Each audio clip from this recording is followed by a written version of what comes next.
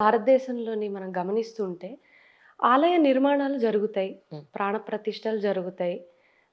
లేదా ప్రముఖులైనటువంటి వారందరూ ఆ ప్రాణప్రతిష్ఠలకి కానివ్వండి, ఆలయ నిర్మాణాలు ప్రారంభోత్సవాలకి అవును. కానివ్వండి వస్తుంటాయి. హాజరవుతూ ఉంటారు. మనం అది గమనిస్తూ ఉంటాం సహజంగా. కానీ ఒక డిస్ప్యూటెడ్ ల్యాండ్‌లో 500 సంవత్సరాల పాటు పోరాటం చేసి 70 సంవత్సరాలు అంటే 7 దశాబ్దాలుగా అబ్బా! న్యాయ పోరాటం చేసి అత్యున్నతమైనటువంటి న్యాయస్థానమైన సుప్రీం కోర్టు ద్వారా 1045 పేజీల జడ్జిమెంట్‌తో అంటే తీర్పుతో ఈ ప్రాంతం 2.77 ఎకరాల భూమి డిస్ప్యూటెడ్ భూమి ఏదైతే ఉందో అది శ్రీరాముడికి చెందిందే అని ఒక నిజ నిర్ధారణ జరిగి సాక్ష్యాధారాలతో ఒక జడ్జిమెంట్ తీర్పు వచ్చినాక అటువంటి డిస్ప్యూటెడ్ ల్యాండ్‌లోని ఈరోజు మహోన్నతమైనటువంటి ఆచార్యులు కానివ్వండి, గొప్ప గొప్ప పొలిటికల్ లీడర్స్ కానివ్వండి, అందరూ కలిసి గొప్పగా ఒక ఆలయ నిర్మాణాన్ని చేయడము, విగ్రహ ప్రతిష్ఠ మీరన్నట్టుగా జనవరి 22వ తారీఖున చేయడం అన్నది ఒక గొప్ప విషయం, గర్వించదగ్గమైనటువంటి విషయం. అంటే నాకు తెలియక అడుగుతున్నాను. అసలు డిస్ప్యూట్ ల్యాండ్ ఎందుకయిందది? ఎందుకని చెప్తాను. ఎందుకంటే తర్వాత వస్తా హిస్టరీలోకి yes, వస్తాను. please. ఎందుకంటే ఈ డే ఎంత ఇంపార్టెంట్ అని నేను ముందు చెప్పాలనుకుంటున్నాను. Before going into the legalities or history of this landmark judgment. ఎందుకు అయోధ్య కేసు ఎందుకు ఇంత ప్రాముఖ్యమైంది అని అంటే నేను అన్నాను ఇందాక మాటలో 500 సంవత్సరాల పోరాటం జరిగింది హ్మ్. ఈ భూమి కోసం. ఎవరికి? ముస్లిమ్స్‌కి, హిందూస్‌కి మందిర్ మసీదు గొడవ ఇది. సో 1947లోని ఆగస్ట్ 15th రోజున 200 సంవత్సరాల పాటు మనల్ని బ్రిటిష్ వారు మన భారత మాతని దాస్య విముక్తురాల్ని చేయడానికి, బ్రిటిష్ వాళ్ళని తరిమి కొట్టడానికి మన భారతీయులు మన హక్కులు ఎవరి సొత్తు కాదు అని నిరూపించినటువంటి ఆ రోజు ఎంత గొప్పదో నన్ను అడిగితే రేపు జనవరి 22 అంతే గొప్పది. ఎందుకంటే రాముడు తన హక్కుల్ని నిరూపించుకున్నాడు. రాముడు తన హక్కుల్ని తన యొక్క ఉనికిని చాటుకున్నటువంటి వర్డిక్ట్ ఇది. అటువంటి గొప్ప ఇది. ఎందుకంటే ఈ సూట్లోని ఏదైతే ఈ కేసులో ఉందో యూజువలీ మనం ఏమి చేస్తాం, పలానా వ్యక్తి రిప్రజెంటేటివ్ ఆఫ్ రామ్ అన్నట్టుగా కేసు వేస్తారు. అలా చాలా సూట్లు పడ్డాయి. ఓకే. కానీ ఈ కేసు ఎంత డిఫరెంట్ కేసు అంటే రాముడు 5 ఏళ్ల బాలుడిగా రామ్ లల్లా విరాజమాన్ అనే ఒక నెక్స్ట్ ఫ్రెండ్ ద్వారా తనంతట తానే కేసు వేసిన కేసు ఇది. Oh my God. అసలు కోర్టులో చాలా ప్రస్తావన జరిగింది. అసలు ఒక డీటీని అంటే ఒక విగ్రహాన్ని కానివ్వండి, ఒక ఐడల్ని కానివ్వండి, ఒక జ్యూరిస్టిక్ పర్సనాలిటీగా డిక్లేర్ చేయొచ్చా, అలా చూడొచ్చా అని ఎంతో లా ఇన్వాల్వ్ అయింది ఈ కేసులో. అంత గొప్ప, అంత different case, it's a whole different case together. మన దేశంలోని మనం అబ్జర్వ్ చేస్తే ఎంతోమంది పరదేశస్యులు, పాశ్చాత్య దేశాల వాళ్ళు దండయాత్రలు చేశారు. ఇట్ ఈస్ హిస్టరీ, నేను చెప్పేది కాదు. It is history. మన ఉదాహరణకు తీసుకుంటే శ్రావణ బెలగోల, అవును, లేకపోతే హలిబిడ్ బేలూరు, ఇంకా నార్త్ ఇండియన్ టెంపుల్స్ అయితే మొత్తం ఢిల్లీ సల్తనేట్స్, ముఘల్ ఎంపరర్స్ మొత్తం ధ్వంసం చేసి భూస్థాపితం చేసేసినటువంటి పరిస్థితులు కూడా ఉన్నాయి. ఇటువంటి సందర్భంలో I would rather see this as a civilizational victory rather than a historical victory, rather than a religious victory or a historical victory. నేను దీన్ని ఒక సివిలైజేషనల్ విక్టరీగా చూడాలనుకుంటున్నాను. ఎందుకంటే మన భారతదేశంలోకి వాళ్ళు రానంత వరకు మన భారతదేశం ఏంటి? హిందూయిజమే కదా. అంతేగా. ఆంగ్లేయులు వచ్చాక, ఢిల్లీ సల్తనేట్స్ కానివ్వండి, ముఘల్స్ కానీ వచ్చాక జరిగిన సబ్సిక్వెంట్ కన్వర్షన్సే కదా. అంతకుముందు మన నాగరికత ఏంటి, మన నేషనాలిటీ ఏంటి, ఇంకా ప్రపంచ నాగరికత ఇంకా కళ్ళు కూడా తెరవకుండా అటువంటి సమయంలో ఉద్భవించినటువంటి సింధు నాగరికత మన ఇండస్ వ్యాలీ సివిలైజేషన్లోని పశుపతి అనేటటువంటి దైవాన్ని పూజించేవాళ్ళు, మదర్ గాడెస్ అనేటటువంటి దైవాన్ని పూజించేవాళ్ళు. అంటే దాని అర్థం ఏంటి? ఈరోజు మన సివిలైజేషన్ గెలిచింది, మన నాగరికత విజయం ఇది. సో అటువంటి క్రూషియల్ కేసు ఇందులో మందిర్, మసీద్, ఇస్లాం, హిందూయిజం, ట్రావెలాగ్స్, మళ్ళీ పుస్తకాలు, గ్రంథాలు, ఆర్కియాలజిస్టులు, ఎపిగ్రఫిస్టులు, స్టాటిగ్రఫిస్టులు, కార్బన్ డేటా, ఇట్లా ఎన్నో విషయాలన్నీ కూడా ఇందులో ఇన్వాల్వ్ అయ్యి ఉన్నాయి. అంటే నా డౌట్ ఏంటంటే ఇప్పుడు మీరు అన్నారు 7 దశాబ్దాలుగా జరుగుతోంది ఫైట్ అని. అంటే మీరు యాజ్ అన్ అడ్వకేట్ మీరు దాని మీద చాలా రీసెర్చ్ చేశారు కాబట్టి, అండ్ మోర్ ఓవర్ అమ్మ నాన్నగారు మీరంతా కూడా ఇదే ప్రొఫెషన్ లో ఉన్నారు. పొద్దున లేస్తే చాలా రీసెర్చ్ జరుగుతోంది మీ మధ్య. సో అందుకని అడుగుతున్నాను, అంటే అప్పుడు ఎలా స్టార్ట్ అయింది, అసలు ఏం జరిగింది అంటే ఏం చెప్తారు ఒకసారి? పర్ఫెక్ట్. అయితే మా అమ్మ మీరు అన్నట్టుగా అమ్మ నాన్న ఈ జడ్జిమెంట్ రాగానే మేము కూర్చున్నాం. ఓకే. కూర్చొని ఏంటి 1045 పేజీల జడ్జిమెంట్ వచ్చింది, ఏమొచ్చింది అబ్బా అని చూసాం. మా అమ్మ ఒక మాట అన్నారు, రాముడు గొప్ప కక్షిదారుడే అన్నాడు అని అన్నారు మా అమ్మ. ఎందుకంటే రాముడే కేసు వేసుకున్నాడు కదా. అదే అసలు ఏం జరిగింది అంటున్నా, అందుకే నాకు అక్కడి నుంచి చెప్పమంటున్నా. అసలు కేసు ఎవరు వేశారు? చెప్తాను. రాముడు ఎందుకు గొప్ప కక్షిదారుడు అంటే, లాలో ఒక విషయం ఉంది. ఏంటి, మామూలు అందరూ అంటుంటారు, మీరు కూడా ఫస్ట్ ఇంటర్వ్యూలో అన్నారు, న్యాయము ధర్మము నిజంగా ఉన్నాయా, న్యాయం నిజంగా ఉందా అని. నాకు మీరు అనగానే గుర్తొచ్చింది, న్యాయము ధర్మము ఉంటాయి, లా ఇస్ ప్రిసైజ్. నేను ఆ రోజు కూడా చెప్పా, దాన్ని పాటిస్తున్నామా లేదా అనేదే ఇష్యూ ఇక్కడ. న్యాయంలోని ఇప్పుడు మీరు చూడండి, ఒక ఉదాహరణకు చెప్తాను. నేను ఒక ప్రాంతంలోని నివసిస్తున్నా, ఆ ప్రాంతం కాకుండా ఇంకొక ఇల్లు కొనుక్కొని అక్కడికి వెళ్ళాను అనుకోండి. మీరు వచ్చారు, ఉదాహరణకి అంజలి గారు వచ్చి ఆ ప్రాంతాన్ని, నా పొజిషన్ని మీరు ఆక్రమణ చేసుకున్నారు అనుకుందాం. నా పొజిషన్లో మీరు ఇల్లీగల్గా ఉంటున్నారు. ఇప్పుడు ఏంటి, నేను కోర్టులో కేసు వేసుకుంటాను. 20 సంవత్సరాలు, 30 సంవత్సరాలు, 40 సంవత్సరాలు, ఎన్ని సంవత్సరాలు నవ్వండి, 40 సంవత్సరాల తర్వాత సాక్ష్యాధారాలు చూసి నిజ నిర్ధారణ జరిగాక, ఓకే ఈ ప్రాంతం ఏదైతే ఉందో అది మువ్వదే, నాదే అని కోర్టు ఒక ఆర్డర్ ఇస్తుంది. దాన్ని డిక్రీ అని కానీ ఆర్డర్ అని కానీ అంటాం.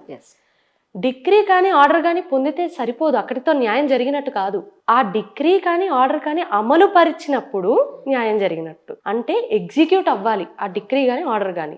అది ఎలా ఎగ్జిక్యూట్ అవుతుంది, చాలా మందికి ఈ విషయం తెలియదు.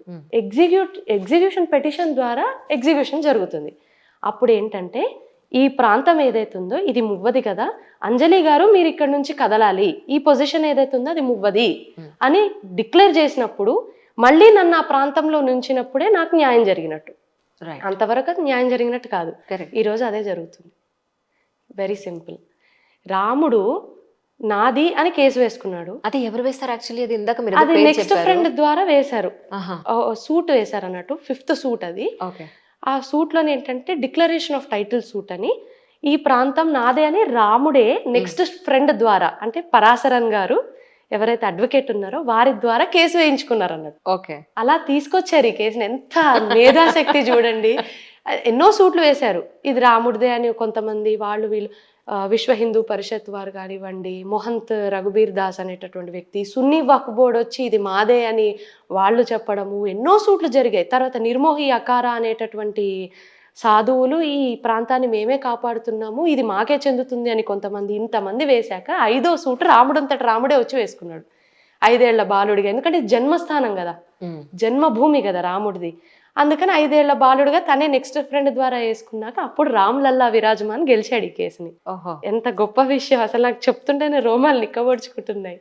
చదువుతుంటే అసలు ఆ కేసుని ఎంత బ్యూటిఫుల్ గా డెవలప్ చేశారంటే, నన్ను అడిగితే every law student, every advocate, every person who is connected with law తప్పకుండా జడ్జ్మెంట్ని చదవాలండి. ఎందుకంటే బుక్స్ గురించి వాటి గురించే కాదు, చాలా లా ఇన్వాల్వ్ అయింది ఇందులో, చాలా చాలా లాస్. ఇప్పుడు మీకు worship of places of worship act ఉంది ఇందులోని, టైటిల్ సూట్ గురించి ఉంది చాలా క్లియర్గా, ఆర్కియాలజికల్ డిపార్ట్మెంట్ గురించి ఉంది, చాలా చాలా ఎక్స్ట్రీమ్ వెల్త్ ఆఫ్ నాలెడ్జ్ అంతా ఇందులో ఉంది. అయితే మీరు అడిగారు ఒక ప్రశ్న, ఏంటి ఎలా స్టార్ట్ అయింది అసలు ఇదంతా అని. అయితే 500 సంవత్సరాల పాటు పోరాటం చేశారన్నాను నేను. అంటే ఎప్పుడు 1857 మీకు తెలుసు సిపాయి మ్యూటినీ, సిపాయి తిరుగుబాటు జరిగిందా? అడ్వకేట్లు కాబట్టి మీకు బాగా తెలుసు. అంత వెనక్కి అంత డెప్త్ కు మేము చదవం కదా, అది పైపైన అలా టచ్ చేస్తాం. Yeah please. సిపాయి తిరుగుబాటు ఐడియా అది అందరికి యూజువల్ గా అవగాహన ఉండే ఉంటుంది. సిపాయి తిరుగుబాటు జరిగిన 1 సంవత్సరం తర్వాత 1858లోని మొదట ఈ కేసు గురించి గొడవ అన్నది స్టార్ట్ అయిందండి. ఎప్పుడు 1858 నుంచి 1947 వరకు సిరీస్ ఆఫ్ కేసెస్ పడుతూనే ఉన్నాయి ఈ కేసు ఈ ప్రాంతం గురించి. ఎప్పుడైతే 1947లోని భారతదేశం స్వతంత్రురాలైందో అక్కడి నుంచి 1950 నుంచి మళ్ళీ 70 సంవత్సరాల పాటు న్యాయ పోరాటం జరిగింది. సో ఈ ఇంటర్గ్నమ్ పీరియడ్ ఏదైతే ఉందో, ఈ 1858 నుంచి 1947 వరకు. అప్పుడంతా మనం బ్రిటిష్ జ్యుడిషియల్ అపరేటస్లో ఉన్నాం, అంటే బ్రిటిష్ అథారిటీలో ఉన్నాం మనం. కానీ సిరీస్ ఆఫ్ కేసెస్ పడుతున్నాయి. ఫస్ట్ కేసు ఎలా పడిందంటే అసలు ఎంత ఆశ్చర్యంగా ఉంటుందంటే ఇది వినడానికి. ఈ 300 సంవత్సరాల్లో ముస్లిం తరఫున వాదించినటువంటి వాళ్ళకి, అంటే ఈ కేసు ఒక్క ఎవిడెన్స్ లేదండి 300 సంవత్సరాల పాటు. ఒక్క ఎవిడెన్స్ లేదు, not even one evidence that shows ఏంటి అని. అది తర్వాత చెప్తాను నేను, ఇంకా చెప్పే కొద్దీ మీకు ఇంకా ఇంట్రెస్టింగ్ అనిపిస్తుంది.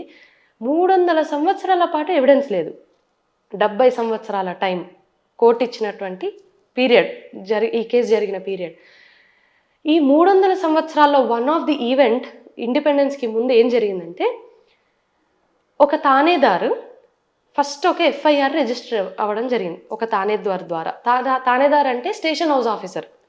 ఫైజాబాద్ డిస్ట్రిక్ట్ కోర్టులోని స్టేషన్ హౌస్ ఆఫీసర్ ఒక ఎఫ్ఐఆర్ని రిజిస్టర్ చేసి డిస్ట్రిక్ట్ కోర్టుకి తీసుకొచ్చారు. పోలీస్ స్టేషన్లో రిజిస్టర్ చేసి డిస్ట్రిక్ట్ కోర్టుకి తీసుకొచ్చారు. ఏమని, ఇక్కడ హిందూ ముస్లింల గొడవలు అవుతున్నాయి, ఇక్కడ మందిర్ మసీదు గొడవలు అవుతున్నాయి, కమ్యూనల్ రైట్స్ అటువంటి పరిస్థితులు, అంటే శాంతియుతంగా లేని పరిస్థితులు చాలా ప్రభవిల్లుతున్నాయి, ఇది ఎఫ్ఐఆర్, ఇది రిపోర్ట్ అని వచ్చింది. సింపుల్గా చెప్తా. నెక్స్ట్ డే ఏమైందంటే, మసీద్ యొక్క ముత్తవల్లి వచ్చాడు కోర్టుకి. ముత్తవల్లి అంటే సూపరింటెండెంట్ ఆఫ్ ద మాస్క్. మసీదుకి సూపరింటెండెంట్స్ ఉంటారు అన్నట్టు. ఆయన వచ్చి, అవునండి ఇలా జరిగింది, నేనే సాక్షిని, ఇటువంటి పరిస్థితులన్నీ వస్తున్నాయి, లా అండ్ ఆర్డర్ ప్రాబ్లమ్స్ వస్తున్నాయి అని సంతకం పెట్టి, నేను ముత్తవల్లి, సూపరింటెండెంట్ ఆఫ్ మసీద్ ఈ జన్మస్థానం రాసిపోయాడు. ఎక్కడన్నా ప్రపంచంలో మసీదు పేరు జన్మస్థానం ఉంటుందా? అయిపోయిందా? ఫస్ట్ ఎవిడెన్స్ వాళ్ళంతటా వాళ్ళే చెప్పిన ఎవిడెన్స్. ఇక్కడ హిందూ గ్రంథాలు, ట్రావెలాగ్స్ అంటే యాత్రా గ్రంథాలు, పుస్తకాలు ఇవన్నీ పక్కన పెడితే మనం చరిత్ర చూసుకుంటే వాళ్ళంతటా వాళ్ళే చెప్పారండి ప్రతి చోట. సింపుల్గా ఆలోచిద్దాం. దీనికంటే ముందు నేను ఒక చిన్న విషయం చెప్తాను. భారతదేశంలో చాలా దండయాత్రలు జరిగాయి. ముఘల్స్ కానివ్వండి, ఢిల్లీ సల్తనేట్స్ కానివ్వండి, చాలా దండయాత్రలు చేశారు. దండయాత్రలు చేసిన ప్రతిసారి ఆలయాల్ని ధ్వంసం చేశారు. ఇది నిజమే కదా, నేను చెప్పింది కాదు, మనం ఏదో సరదాగా మాట్లాడుకునే విషయం కాదు, చరిత్రలోనే చూపిస్తుంది. History is telling. ఇంకా గట్టిగా మాట్లాడితే మార్క్సిస్ట్ లెఫ్టిస్టులు రాసినటువంటి ఎన్సీఆర్టీ పుస్తకాల్లోనే ఇప్పుడు మన ఐఏఎస్ ఆఫీసర్స్, ఐపీఎస్ ప్రిపేర్ అయ్యే లెఫ్టిస్ట్ హిస్టరీ అంతా అందులో క్లియర్ గా చెప్తుంది. They simply vandalise the temples, and ఆ వ్యాండలైజ్ చేసిన టెంపుల్స్ ని మీలాగా నాలాగా సాధారణ అప్పటిలో భక్తులు కానివ్వండి, లేదా ఆలయాల్లో అర్చకులు కానివ్వండి, లేదా చిన్న చిన్న రాజులు, ముఘల్ కింగ్డమ్ కింద ఉన్న రాజులు దాన్ని మళ్ళీ నిర్మాణం చేసుకుంటూ వస్తున్నారు. అలాంటి ఉదాహరణనే సోమనాథ్ ఆలయం. చాలా మందికి తెలిసి ఉంటుంది. సోమనాథ్ ఆలయాన్ని 16 సార్లు దండయాత్ర చేసి భూస్థాపితం చేసిన చరిత్ర. భూస్థాపిత అంటే ఆనవాళ్ళు కూడా లేనంత లెవెల్లో 16 సార్లు దండయాత్ర చేశారండి. ఎవరు? మహమ్మద్ గజనీ నుంచి ఔరంగజేబు, మళ్ళీ అల్లావుద్దీన్ ఖిల్జీ, ఎంతోమంది దండయాత్రలు చేశారు. సరే, ఆలయాన్ని మనం ఉదాహరణకు తీసుకుందాము. సరే అనుకుందాం ఒక విషయము, ఆలయాన్ని ఓన్లీ సంపద కోసము, లేకపోతే అక్కడ దొరికేటటువంటి ఆలయాలు అప్పట్లో బ్యాంక్స్ అండి. అవును, నిజం చెప్పాలంటే అక్కడ ఉండేటటువంటి జ్యువెల్స్ కోసము, లేకపోతే అక్కడ ఉండేటటువంటి వాటి కోసమో చేసుంటే 16 సార్లు ఎందుకు దండయాత్ర జరుగుతుంది? అదే కదా, పూర్వ వైభవము అన్ని సార్లు ఉండదు కదా. అవును, నీలాంటి నాలాంటి వ్యక్తులు ఏం చేశారంటే కట్టడానికి ప్రయత్నించారు. కట్టినప్పుడు ప్రతిసారి అదే నిర్మాణంలో ఉండదు కదా, అదే మెజర్మెంట్స్ అవి ఉండకపోవచ్చు, మారిపోతూ ఉంటుంది. ఆ మారిపోయినా కూడా ప్రతిసారి టెంపుల్ ఒరిజినల్ నేమ్ అలాగే ఉంచారు. దానికి పర్ఫెక్ట్ ఉదాహరణ ఈ సోమనాథ్ టెంపుల్. మీరు నమ్మరు, ఎంత హృదయ విదారకంగా ఉంటుందంటే ఈ విషయము. ఔరంగజేబు తనకి 80 ఏళ్ళు వచ్చాక, 80వ సంవత్సరంలో సోమనాథ్ ఆలయం ఇంకా ఉందా, అక్కడ ఇంకా వర్షిప్ జరుగుతుందా, అక్కడ వర్షిప్ జరిగితే ఇప్పుడే వెళ్ళి దాన్ని ధ్వంసం చేయండి అని ఆర్డర్ ఇచ్చాడండి. ఏ విధంగా ధ్వంసం చేయండి అంటే, అది మళ్ళీ ఇంకా అసలు మళ్ళీ దాని నిర్మాణం జరగకూడదు అనే లెవెల్లోని. ఎందుకని అంటే దట్ వాజ్ దేర్ అజెండా. వాళ్ళ చాలా రీజన్స్ ఉన్నాయి. One thing, they wanted to loot the country, అది మన హిస్టరీ చెప్తుంది. రెండోది ఇస్లాం యొక్క ప్రాపగేషన్ కోసం అప్పట్లో అదే అప్పట్లో సెక్యులర్ భావం మనకుంది, వాళ్ళకి లేదు కదా అప్పటి వాళ్ళకి. తర్వాత రాజ్యాంగంలో సెక్యులర్ అన్న పదం మనకేమో it's not a foreign word. అవును, మనం అందరినీ ఆహ్వానించాం, అందరినీ మన దేశంలో ఒక చోటు కలిగించాం, అది మన సాంప్రదాయంలోనే ఉంది అది. సో ఆ దండయాత్ర చేసినోడికి సెక్యులర్ భావాలు ఉండవు కదా. అవును కదా, వాడు ధ్వంసం చేయాలనే చూస్తాడు. ఇంకా భయంకరమైన విషయం చెప్తాను నేను. నలంద యూనివర్సిటీ మీకు ఐడియా ఉండే ఉంటుంది, గొప్ప యూనివర్సిటీ అది. అవును, నలంద యూనివర్సిటీని భక్తయార్ ఖిల్జీ కాల్చివేసాడు దండయాత్ర చేసి. మన గ్రంథాలు అక్కడ ఆ యూనివర్సిటీలోని మెటలర్జీ, ఆస్ట్రానమీ, మ్యాథ్స్ ఇటువంటి అడ్వాన్స్డ్ సబ్జెక్ట్స్ టీచ్ చేసేవారండి. అటువంటి విశ్వవిద్యాలయాన్ని భక్తయార్ ఖిల్జీ కాల్చివేస్తే 3 నెలల పాటు అక్కడ ఉన్నటువంటి గ్రంథాలు కాలుతూనే ఉన్నాయి. 3 నెలలు అంటే ఇమాజిన్ ఎంత జ్ఞాన సంపద పోయింది, మన దేశం యొక్క ఎంత శిల్ప సంపద పోయింది. Can we restore that? ఈరోజు మనం రిస్టోర్ చేయలేము. అటువంటి బుక్స్ కానివ్వండి, అటువంటి గ్రంథాలు మనం రిస్టోర్ చేయలేము. కానీ ఆ రిస్టోరేషన్, ఆ రివైవలైజేషన్ అయోధ్య కేసులో జరుగుతుంది. అది ఒక గొప్ప విషయం. అందుకే that is the trending topic now. మీరందరూ ఎందుకు ఇంత ట్రెండింగ్, ఎందుకు ప్రపంచం మొత్తం చూస్తుంది అంటే ఎందుకు చూస్తుంది. అవును. సో అలాగా స్టార్ట్ అయింది. నేను చెప్పా కదా మసీదీ జన్మస్థానం. సో ఎప్పుడైతే ఆలయాల్ని ధ్వంసం చేశాక వీళ్ళు పునర్నిర్మాణం చేస్తూ వచ్చారో ఆలయం పేరు అదే ఉండింది. దట్ ఈస్ హౌ రామ జన్మభూమి అనే పేరు అలాగే ఉండింది. ఈ సోమనాథ్ లాగానే, సోమనాథే కాదు మీరు చూసుకుంటే దిస్ రెప్లికా ధ్వంసమైన ప్రతి టెంపుల్ దగ్గర ఇదే ప్యాటర్న్ కనిపిస్తుంది మనకి. అవును, పేర్లు అవే ఉంటాయి, టెంపుల్ అదే ఉంటుంది. సో అలా జరిగింది అన్నట్టు. ఆ తర్వాత ఐనీ అక్బరీ అనేటటువంటి పుస్తకంలోని, గ్రంథంలోని అక్బర్ యొక్క పీరియడ్లోని around 16th or 17th century maybe, I'm not accurate about the chronological dates. ఆ ప్రాంతంలోని, ఆ టైంలోని ఐనీ అక్బరీ అనేటటువంటి పుస్తకంలో చాలా క్లియర్గా అక్బర్ ఏమని రాశాడంటే, అక్బర్ హనుమాన్ టీలా అనేటటువంటి ప్రాంతంలోని ఈ అయోధ్యలో హనుమాన్ టీలాలోని 6 బీగాస్ ఆఫ్ ల్యాండ్ హనుమాన్ టీలాకి ఇచ్చాడండి. ఇచ్చి పర్షియన్లో రాశాడు అక్బర్ ఏమని, ఈ హనుమాన్ టీలాకి నేను 6 బీగాస్ ఆఫ్ ల్యాండ్ ఇస్తున్నాను, నెక్స్ట్ సబ్సిక్వెంట్ రూలర్ అంటే నెక్స్ట్ ముఘల్ రాజు ఎవరైతే ఉంటారో 100 సంవత్సరాల తర్వాత మళ్ళీ దీన్ని రెన్యూ చేయాలి అని రాసి, దీనిని వాళ్ళ స్క్రైబ్ ఉంటారు కదా, యూజువల్లీ లిఖించేవారు ఉంటారు కదా ఈ ఆర్డర్స్ని, వాళ్ళు ఉర్దూలోని లిఖించారు అన్నట్టు. ఏమని ట్రాన్స్లేట్ చేస్తే అందులో ఏముందంటే, అక్బర్ అనేటటువంటి ఎంపరర్ 6 బీగాస్ ఆఫ్ ల్యాండ్ రామ్టీలాకి ఇచ్చాడు, నెక్స్ట్ సబ్సీక్వెంట్ రూలర్ ఎవరైతే వస్తారో వారు దీన్ని రెన్యూ చేయాలి, ఇది నేను అక్బర్ అయినటువంటి నేను రామ జన్మభూమి నుండి రాస్తున్నాను అని రాశాడండి. అయిపోయింది, సెకండ్ అయిపోయింది. ఇంకేంటి, ఇంకొక ఎవిడెన్స్ దొరికిపోయింది. ఇట్లా 300 సంవత్సరాలు వాళ్ళకి ఒక్క ఎవిడెన్స్ కూడా లేదు.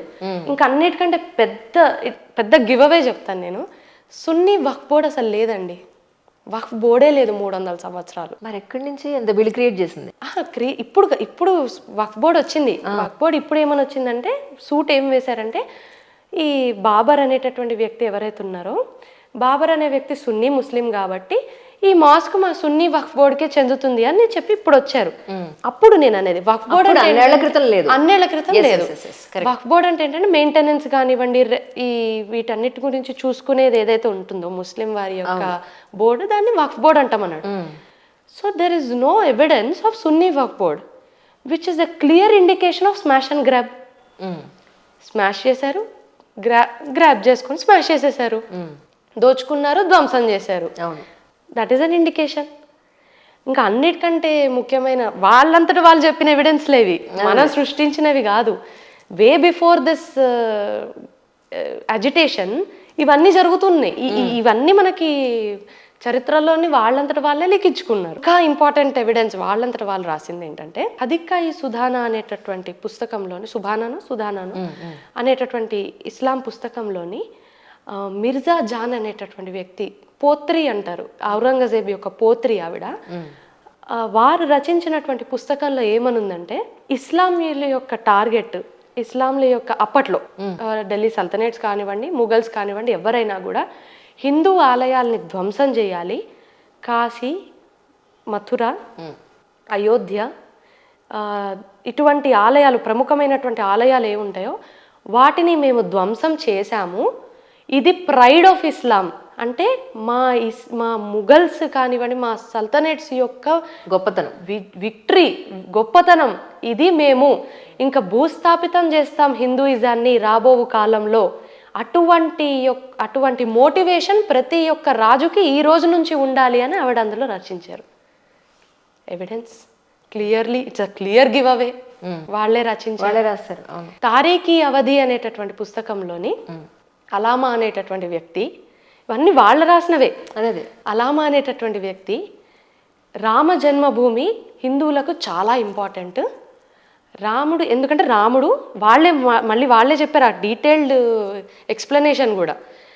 రాముడు విష్ణు యొక్క 7th అవతారము, హిందువులకు చాలా ముఖ్యమైనటువంటి ఆరాధ్య దైవము. అటువంటి వ్యక్తి అయోధ్యలో సరయూ నది తీరాన పుట్టాడు.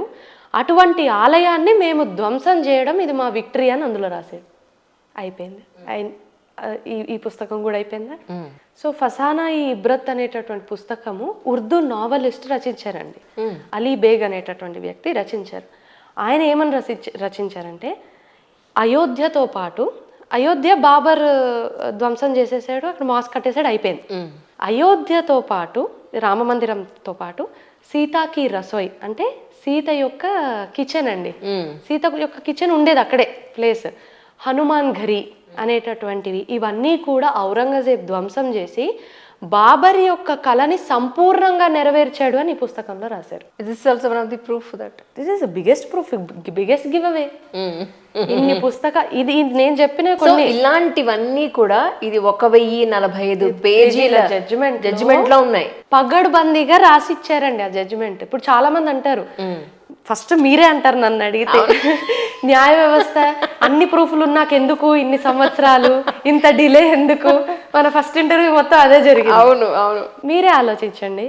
డిస్ట్రిక్ట్ కోర్టు తర్వాత హైకోర్టు తర్వాత అత్యున్నతమైనటువంటి న్యాయస్థానం సుప్రీంకోర్టు, ఇంకా మించిపోతే సుప్రీంకోర్టు కూడా కాదు అంటే ఇంటర్నేషనల్ కోర్ట్ ఆఫ్ జస్టిస్కి వెళ్ళాలి కదా, అది హైయెస్ట్. ఇంకా దాన్ని మించింది లేదు, ఇంకా కోర్ట్ ఆఫ్ గాడే, ఇంకా పైకి వెళ్ళక దేవుడితోనే అక్కడ చూడమే. అలాంటిది సుప్రీంకోర్టు ఇంత పగడ్బందీగా ఇన్ని సాక్ష్యాధారాలతో జడ్జిమెంట్ ఇచ్చాక ఎవరన్నా అసలు దీనికి ఎదురెళ్ళగలరా? అందుకు పట్టింది 70 సంవత్సరాలు. అవునా కదా? ఇప్పుడు all of a sudden case పడంగానే అవును ఒక ఎవిడెన్స్ దొరికింది, ఇది రాముడిదే, ఇచ్చేయండి అంటే అప్పుడు దేశ పరిస్థితులు ఎలా ఉంటాయి చెప్పండి మీరు? ఇప్పుడు ఎవరన్నా మాట్లాడగలరా? సరే, ఇప్పుడు చరిత్రలో వీళ్ళు వచ్చారు, ఇంత ధ్వంసం చేశారు, అప్పుడు ఇలా జరిగింది అలా జరిగిందని రాశారు, మనకు ప్రూఫ్ ఉంది. కానీ నిజానికి రామ జన్మభూమిలో ఈ స్థలం రాముడిదే అనడానికి నిజంగా మీకు అక్కడ ప్రత్యక్షంగా కనిపించినవి ఏంటి అంటే ఏం చెప్తారు? పర్ఫెక్ట్, మంచి ప్రశ్న. ఎందుకంటే ఇది ఇస్లాంలు వాళ్ళ గొప్పతనం చాటి చెప్పుకోవడానికి రాసినటువంటి విషయాలు అదే అంటున్నాను. అలాగే కోర్టు ఒక క్వశ్చన్ వేసింది సేమ్ ఇలాగే. మరి నిజంగానే వాళ్ళు గ్రంథాలు చెప్పడం కాదు, ఆర్కియాలజికల్ డిపార్ట్మెంట్ని సర్వే చేయమనండి, అంటే తవ్వకాలు చేయమనండి, పురావస్తు తవ్వకాలు చేస్తే అక్కడ ఏమన్నా దొరుకుతుండొచ్చు అని ఒక ఆర్డర్ని పాస్ చేయడం జరిగింది అన్నట్టు. పాస్ చేయడం జరిగినప్పుడు ఫస్ట్ ఎక్స్కవేషన్ జరిగిందండి. ఎవరు? బీబీ లాల్ అనేటటువంటి వ్యక్తి, 9 మంది టీం, అందులో కేకే మహమ్మద్ అనేటటువంటి ఒక ముస్లిం వ్యక్తి కూడా ఉన్నారు.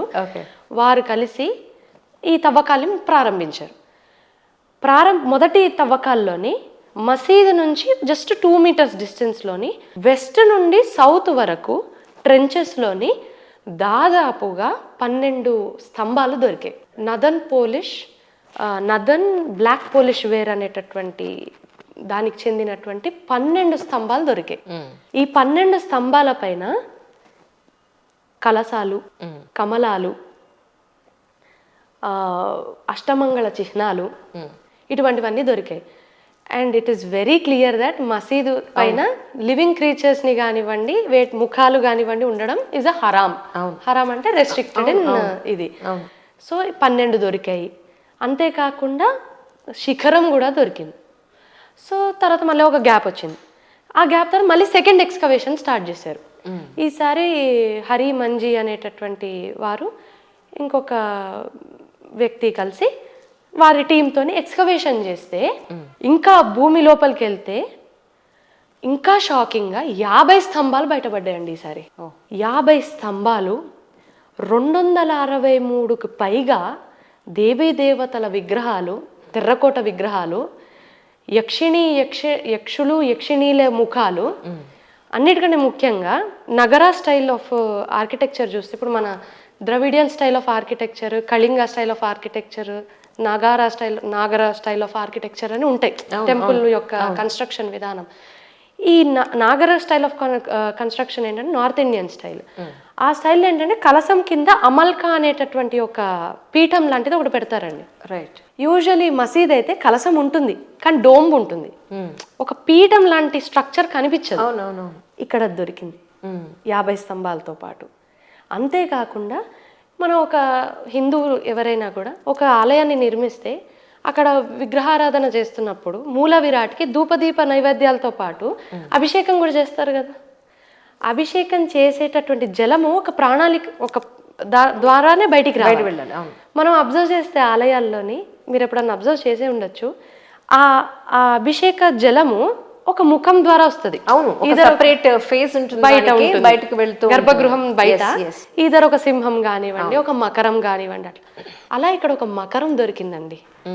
ఆ గృహం నుండి ఆ ప్రణాళిక ద్వారా ఒక మకరం దొరికింది. It is a clear cut indication. అన్నిటికంటే ముఖ్యంగా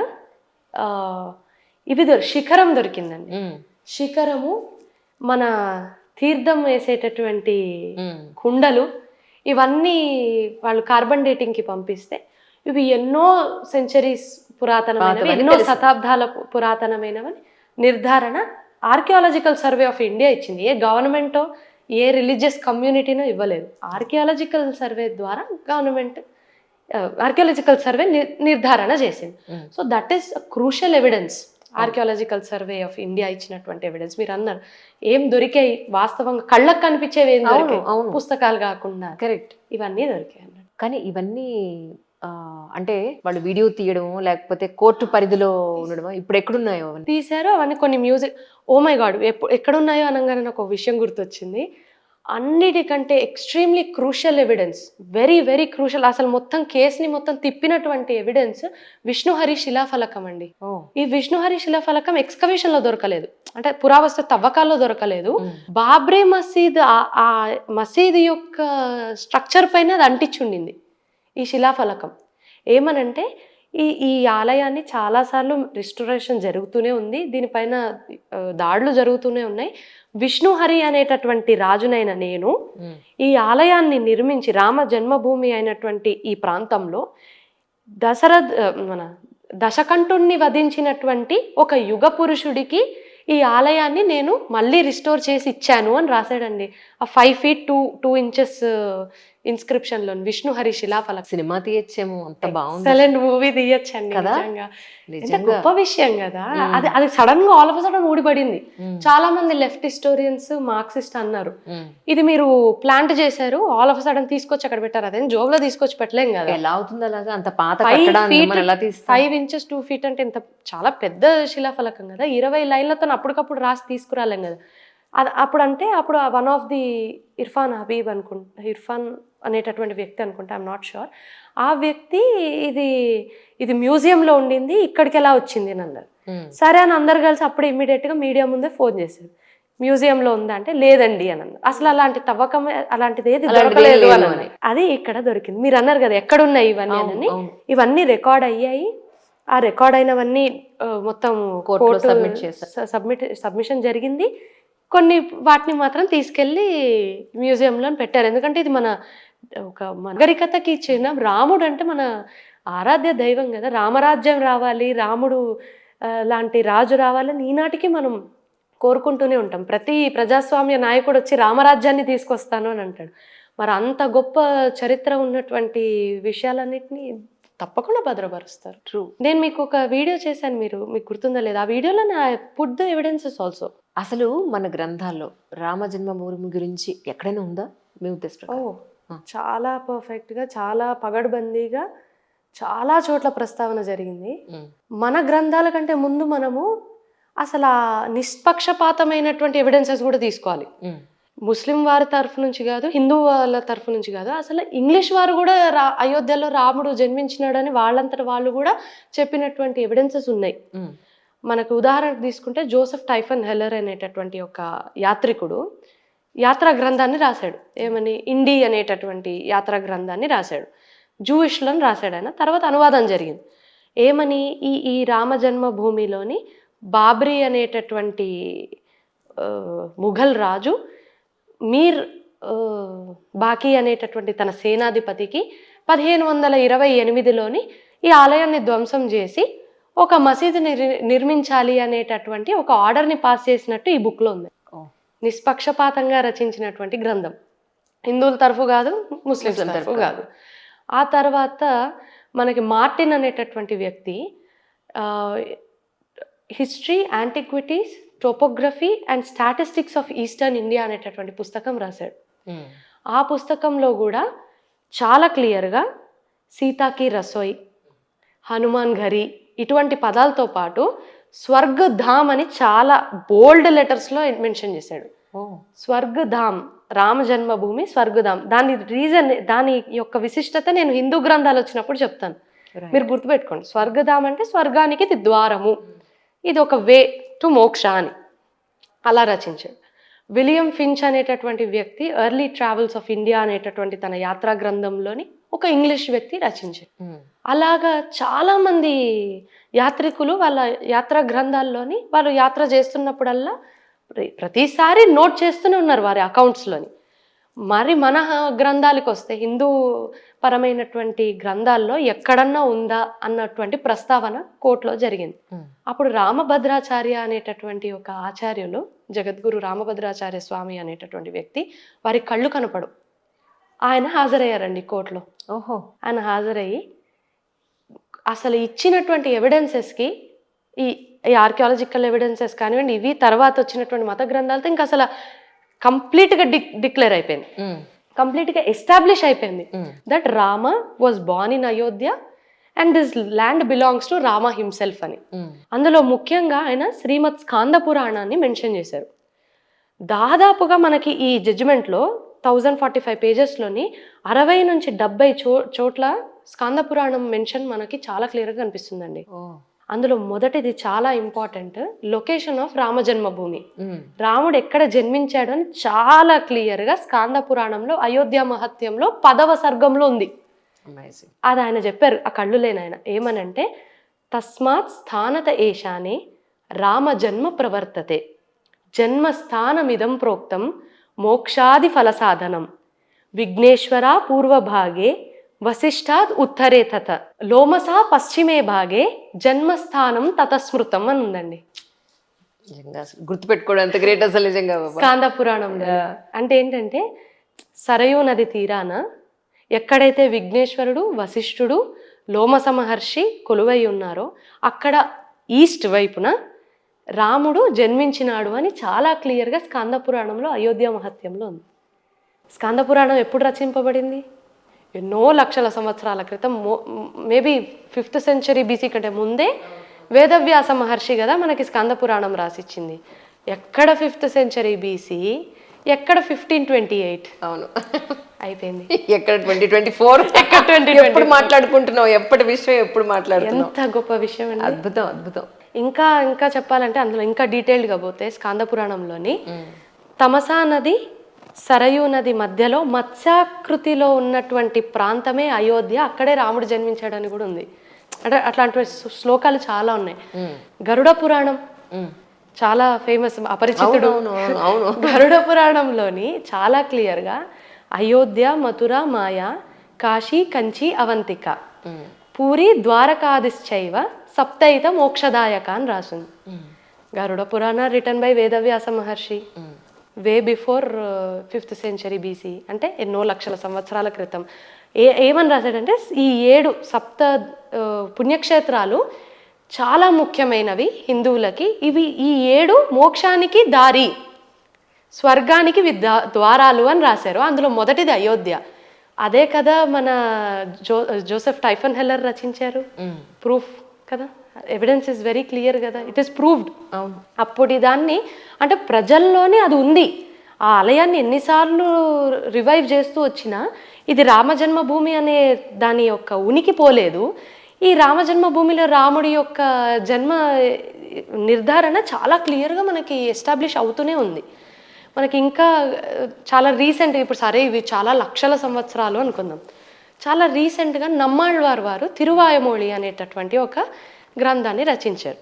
నమ్మాళ్వార్ వారు తెలుసు కదా మీకు. ఇప్పుడు మన రామానుజాచార్యుల వారు ఎట్లయితే ఒక ఆళ్వారో, తిరుప్పవై తిరుప్పావై అనేది గోదావరి ఆచార్యులు ఎవరైతే అందులో ఒక ఆయన, ఒక వారు నమ్మాళ్వారు వారు 1100 సంవత్సరాల క్రితం వారి తిరువాయ్మొళిలోని ప్రస్తావన తీసుకొచ్చారు అయోధ్య గురించి. తమిళ్లోని రాముణ్ణి ఐరామపిరన్ అంటారు, ఓహో, అయోధ్యని అయోటిల్ అంటారు. సో 1100 సంవత్సరాల వరకు ఆ హిస్టరీ ఎగ్జిస్ట్ అవుతూనే ఉంది.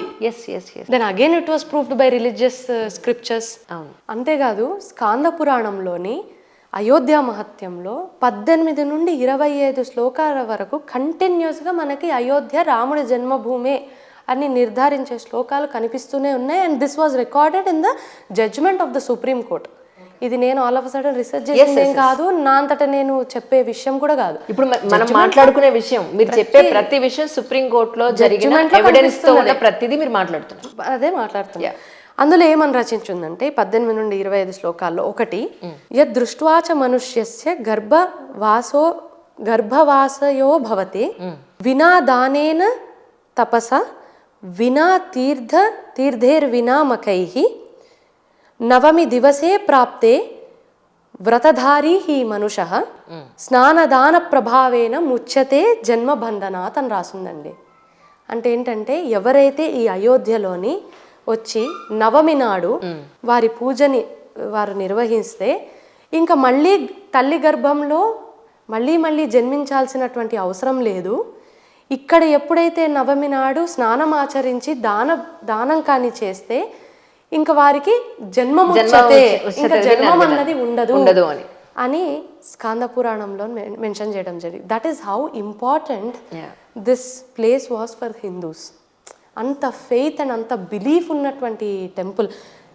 ఇంకా సింపుల్ మాటల్లో చెప్పాలంటే ముస్లిమ్స్కి మక్కా మసీద్ ఎలాగో, క్రిస్టియన్స్కి జెరూసలేం ఎలాగో, హిందువులకు అయోధ్య అటువంటిది.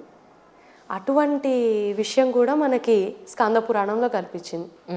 ఇంకా మాట్లాడితే తులసీదాసు వారు రామచరిత మానస్ రచించారు. ఎప్పుడు? Is an I witness. ఇంకా ఈ కేసులోనైతే ఈజ్ అన్ ఐ విట్నెస్. ఆయన ఆల్మోస్ట్ ఈ బాబ్రీ మసీద్ నిర్మాణం 1528లో జరిగింది కదా, 30 ఏళ్ళలో 40 ఏళ్ళలో 1558 ప్రాంతంలోని ఆయన ఒక శ్లోకాన్ని రచించారండి. ఏమనంటే, రామజనం మందిర్ మహి తూరి మసీద్ బనాయ్ జబహి బహు హిందూ హతే తులసి కీనీ హాయ్ దిలియో మీర్ బాకీ అవధ్ మందిర్ రామ సమాజ్ తులసి రోవత్ హృదయాతీత్ త్రాహి త్రాహి రఘురాజ్ అని రాశాడండి. నాకు ఇది చదివినప్పుడు కళ్ళలో నీళ్ళు తిరిగాయి. తులసీదాస్ వారు ఏమని రచించారంటే, ఇక్కడ రామ మందిరాన్ని ధ్వంసం చేసి మీరు బాకీ అనేటటువంటి వ్యక్తి మసీదుని నిర్మిస్తున్నాడు. ఎందరో హిందువులు ఇక్కడ ప్రాణత్యాగాలను చేస్తున్నారు. ఆ సన్నివేశాన్ని చూసినటువంటి తులసి అయిన నేను గుండెలు పగిలేలా రాముణ్ణి ఏడుస్తూ పిలుస్తున్నాను. త్రాహి త్రాహి రఘురాజ్ రోదతి హృదయాతీత్, హృదయము చీల్చి నేను ఏడుస్తున్నాను నా రాముడి జన్మస్థానాన్ని కాపాడుకోవడానికి అని రచించాడు.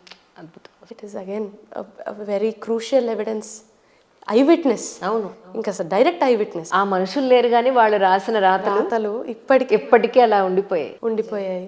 అవి ఎవిడెన్స్లు అయ్యాయి. కరెక్ట్. అది ఇంకా మన వాల్మీకి రామాయణం తీసుకుంటే, మన వాల్మీకి రామాయణంలో కూడా రాముడు ఎక్కడ సరయూ నది తీరాన జన్మించినట్టు, ధనరు చైత్ర శుద్ధ నవమి నాడు జన్మించినట్టు, రాముడు ఆబ్వియస్లీ ఇక్ష్వాకు కులానికి చెందినట్టు, దశరథ మహారాజు 63వ రాజు, అతని పుత్రుడైనటువంటి రాముడు 64వ రాజు, సూర్యవంశానికి చెందినట్టుగా అంత క్లియర్గా మనకి వాల్మీకి రామాయణం ఎన్నో లక్షల సంవత్సరాల క్రితమే చెప్పేసింది.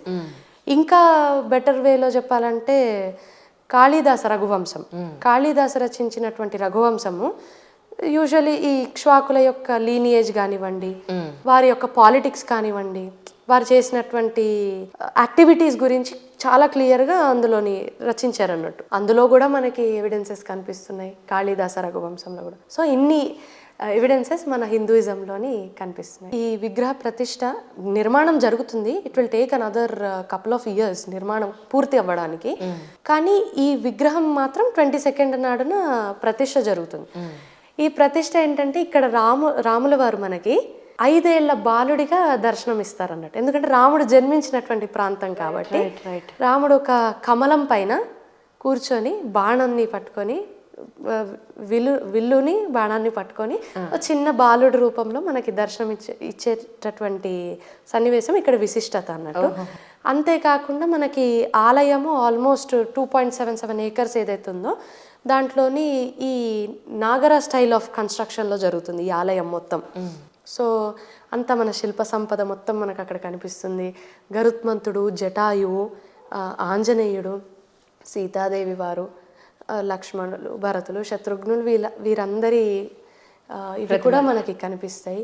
వాటి హైట్, వాటి మెజర్మెంట్స్ అంతా కూడా చాలా, I think it will be an other wonder of the world if I'm not wrong. ఎందుకంటే అంత గొప్ప ఇదిగా చెప్తున్నారు. మీరు ఇప్పుడు మందిరం గురించి అడిగారు కాబట్టి చాలా ఇంపార్టెంట్ విషయం ఏంటంటే ఇంకొక 1000 సంవత్సరాల తర్వాత అయినా, ఇంకో 1,00,000 సంవత్సరాల తర్వాత అయినా కూడా ఇది నిజంగానే రాముడి భూమా కాదా అనేటటువంటి ప్రస్తావన మళ్ళీ అప్పుడు జరిగితే అప్పుడు ప్రజలకి కూడా తెలుసుకోవడానికి ఒక ఎవిడెన్స్ ఇప్పుడే పెడుతున్నారండి. అమేజింగ్. ఎలా అంటే చాలా ఇంపార్టెంట్ కదా అది. చాలా ఇంపార్టెంట్. ఎందుకంటే పోయిన మనుషులందరూ కూడా ఎలా అయితే ఎవిడెన్సెస్ వదిలి భూమి మీద వెళ్ళిపోయారో అగైన్ మనం కూడా అది చేయాలి ఖచ్చితంగా.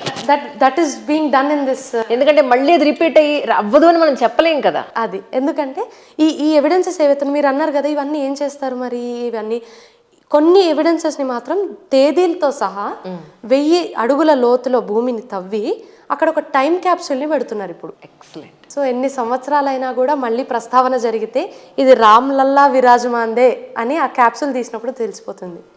అండ్ ఇంకా ఇంపార్టెంట్ విషయం ఏంటంటే ఇంకో 1000 సంవత్సరాలైనా చెక్కు చెదరకుండా నిర్మాణం చేస్తున్నారు ఈ ఆలయాన్ని. 10 magnitudeలోని ఎర్త్క్వేక్ వచ్చినా కూడా ఆ టెంపుల్కి ఏం కాదు, అంత పగడ్బందీగా కడుతున్నారు. అన్నిటికంటే ముఖ్యంగా స్టీల్, ఐరన్ని వాడకుండా కేవలం రాతితోనే నిర్మాణం చేస్తున్నారు. అది చాలా గమనించదగ్గమైనటువంటి విషయం. అది చాలా విశేషమైనటువంటి విషయం. ఎందుకంటే యూజువలీ టెంపుల్ అనగానే ఇప్పుడు అత్యాధునిక కాలంలోని మనం గమనిస్తుంటాం స్టీల్, ఐరన్ ఇలాంటివన్నీ వాడుతూ ఉంటారు. అలాంటిది ఏది లేదు, ఓన్లీ స్టోన్తోనే చాలా చోట్ల నుంచి వచ్చినటువంటి రెడ్ స్టోన్తోని డిఫరెంట్ కైండ్ ఆఫ్ స్టోన్స్తోని నిర్మాణం చేస్తున్నారు.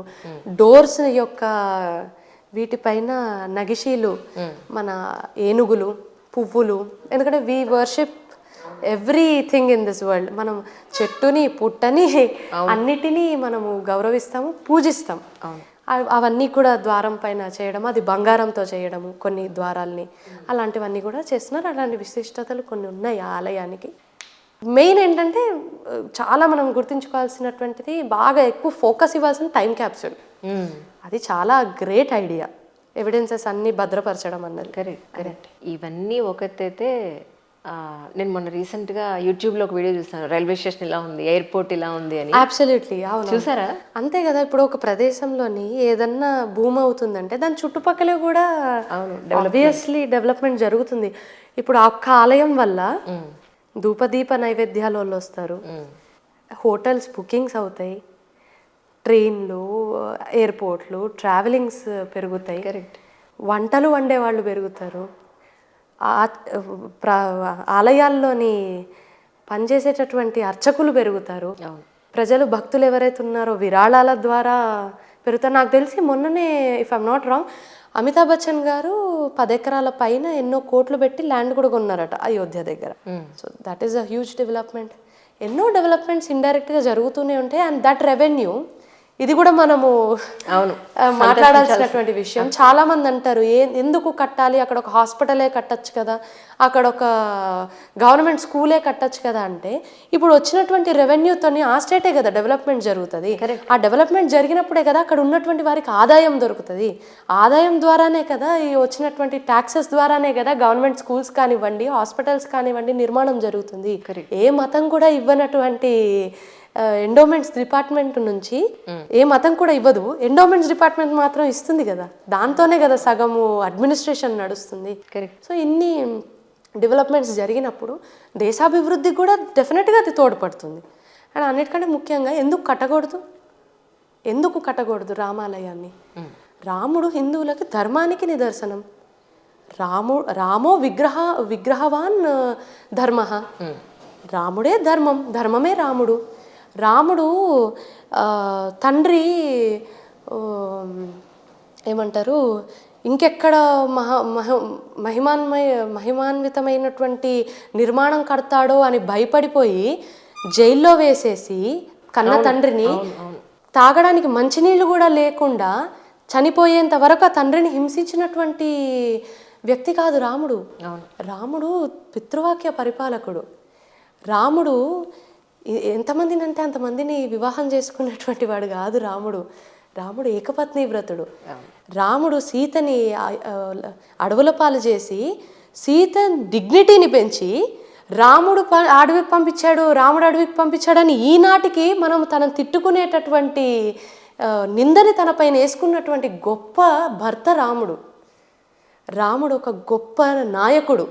శబరి లాంటి ఒక వల్నరబుల్ మహిళ వచ్చి ఎంగిలి పండిస్తే కూడా తిన్నాడు. ఈరోజు ఎంతమంది ప్రజాస్వామ్య నాయకులు అంత భక్తితోని అంత ప్రేమతోని ఉన్నటువంటి నాయకులు మనకు ఒక్కలన్నా కనిపిస్తున్నారా? చేతులు కడుక్కుంటారు వీలైతే. అవును, నెత్తి మీద ముద్దు పెట్టి యువతలకు వచ్చి తుడుచుకున్న వీడియోలు కూడా చూస్తున్నాం. నాయకులు కూడా ఉన్నారు. అవునవును. రాముడు అటువంటి వాడు కాదు. అవును.